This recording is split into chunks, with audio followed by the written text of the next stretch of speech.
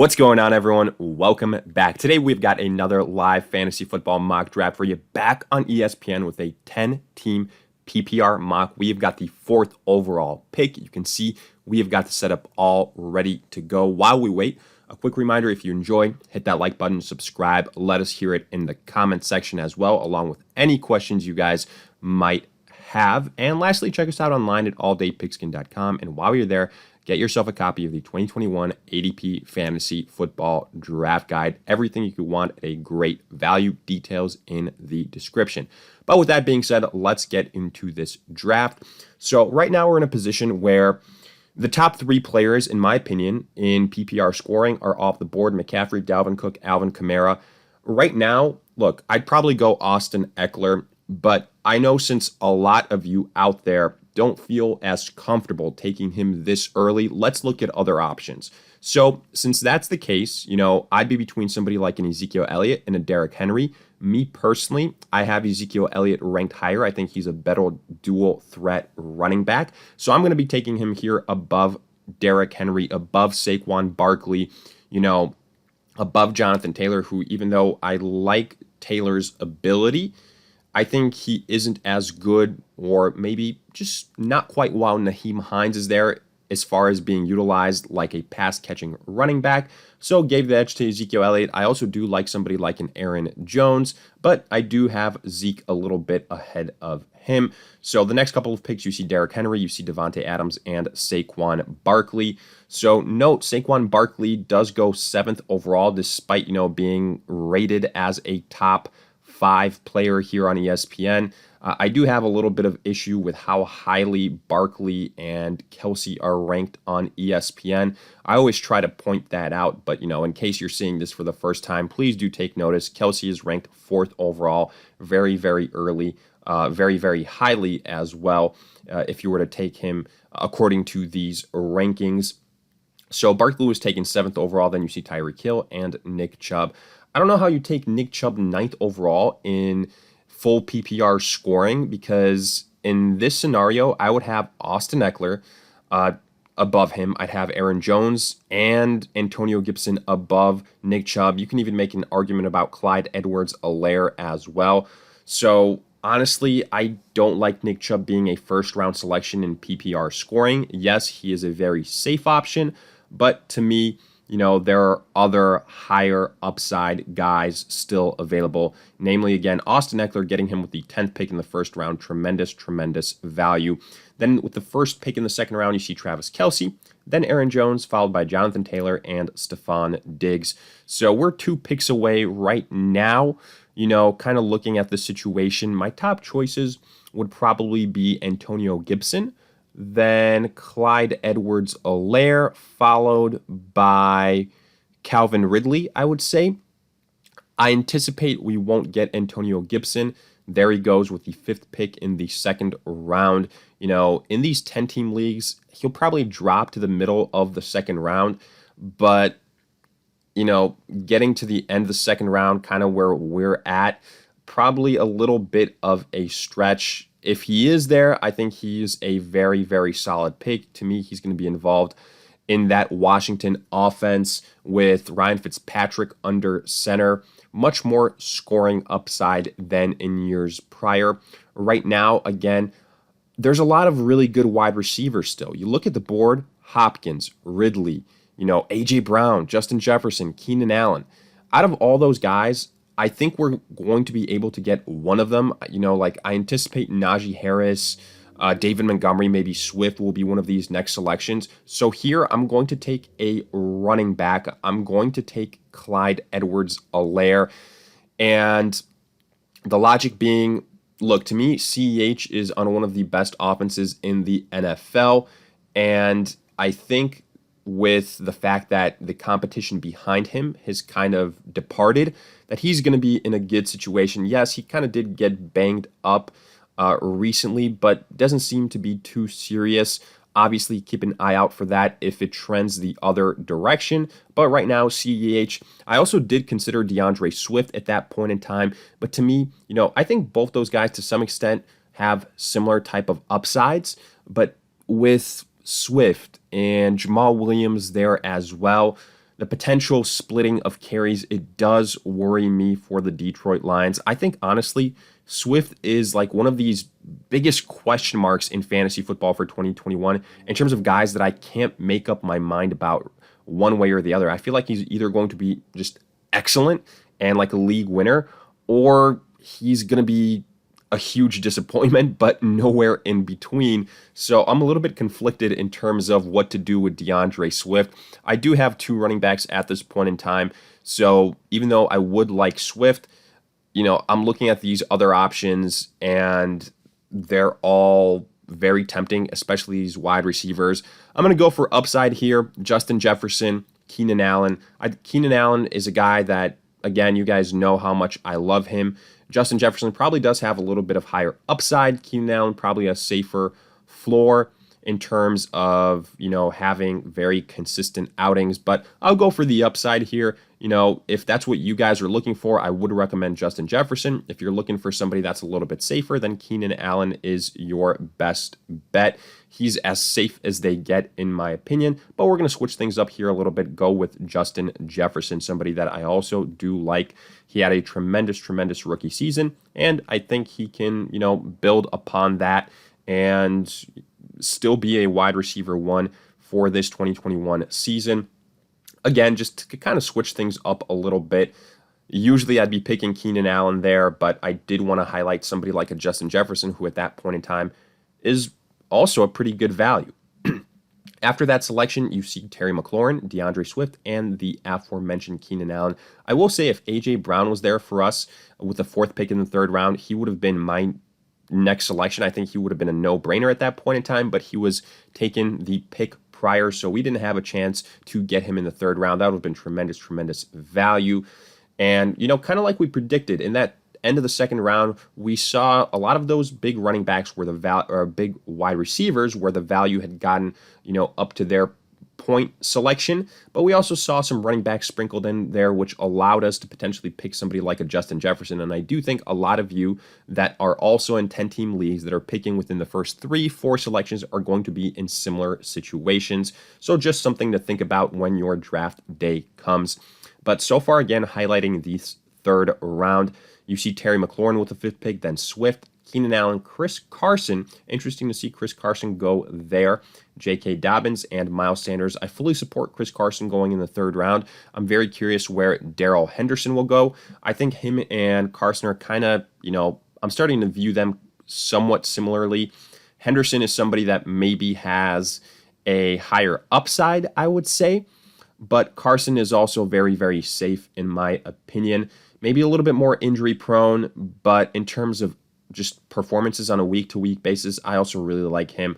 They're both guys that I would feel, great landing in the 3rd round. Based on the rankings that you see across different platforms, it might tell you that that's way too early for these guys. I don't necessarily agree. I think that Chris Carson is an excellent choice. Daryl Henderson is somebody that's going up draft boards. Obviously, with no Cam Akers there, it seems like it will be his backfield. Then other picks you've seen in this 3rd round, J.K. Dobbins, Miles Sanders, Allen Robinson with the 1st pick in the 4th round, followed by CeeDee Lamb. Darren Waller lasts all the way until the 4th round. That's pretty good value there, folks. The 3rd pick in the 4th round, immediately followed by George Kittle, and then Deontay Johnson. Deontay Johnson going with the 5th pick in the 4th round. So, I think that's probably where he should be drafted. I wouldn't be shocked to see him go earlier, because a lot of people kind of picking him as a breakout guy. He did have a nice season last year, but I think he can absolutely build on it and, right from the get-go, be the wide receiver 1 for the Pittsburgh Steelers. Now it's on us again, and here I've got a chance to draft Daryl Henderson, who is somebody that, look, I'd be all right having him as my RB2, getting him as a flex play at this point in time, I feel very good about. If it wasn't Daryl Henderson, I probably would have gone Amari Cooper. I think right now, towards the end of the 4th round, he's a tremendous value. I think a lot of people are hopping on the CeeDee Lamb bandwagon, and nothing wrong with that, but at the same time, don't forget Amari Cooper. He's somebody that is absolutely, capable of being still the wide receiver one in Dallas. I could see it being like a 1A, 1B type of situation with Cooper and CeeDee Lamb. So that's just something that I do want to highlight. Patrick Mahomes there with the third pick in the fifth round. So you see how long we wait until the first quarterback is off the board. Tyler Lockett was also drafted. So right now we're in an interesting situation. I'm not going to go Adam Thielen since I've already got Justin Jefferson. Julio Jones is somebody that I like. I also do like Cooper Kupp. And again, I'll probably go for the upside. I'll go with Julio Jones. In my opinion, I don't think like he's washed or something like that. I think that he still is going to be a high-end wide receiver too. And all things considered, he could have gone a lot of worse destinations than where he ended up in Tennessee. So I like the upside there for Julio Jones as long as he stays healthy.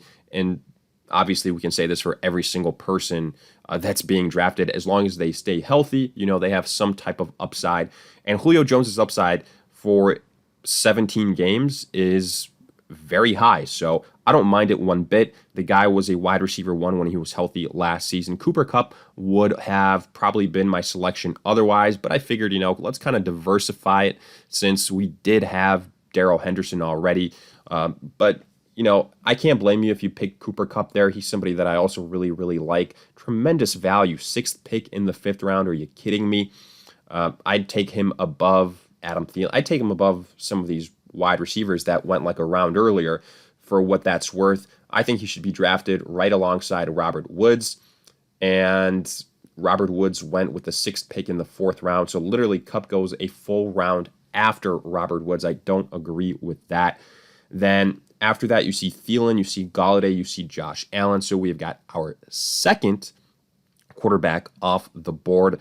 Now, again, Kyler Murray, Lamar Jackson, they are still available, and they're essentially going to go a full round and a half, actually, later than Patrick Mahomes. I think that's absolute, jackpot value.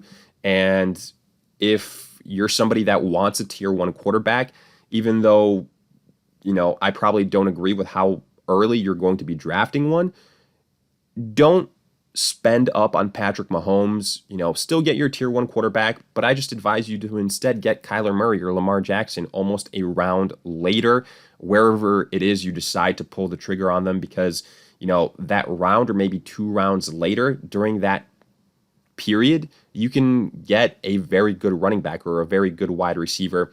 So just keep that in mind. And in fact, here you see Kyler Murray go with the 4th pick in the 6th round. So yeah, almost an entire round after Patrick Mahomes. In fact, an entire round after him, and then some.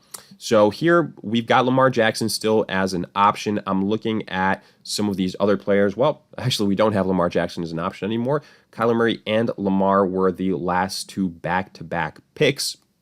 So we're not going to have one of these, quote-unquote tier 1 quarterbacks. That's all right. I'm still very, very good with a lot of these options that we have. So we could go somebody like a T. Higgins, but I don't want to risk missing out on my next ranked tight end.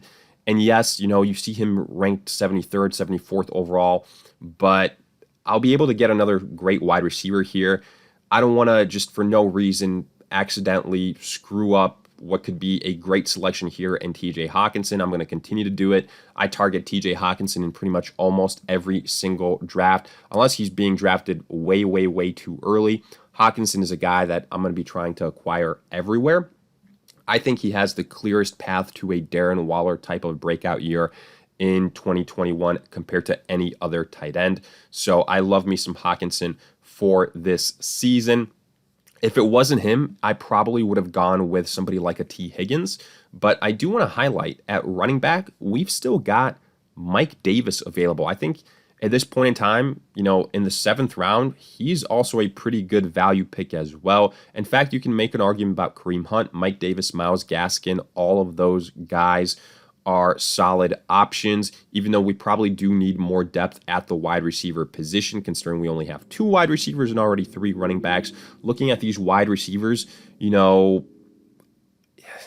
all these guys, I would probably prioritize actually like Mike Davis over.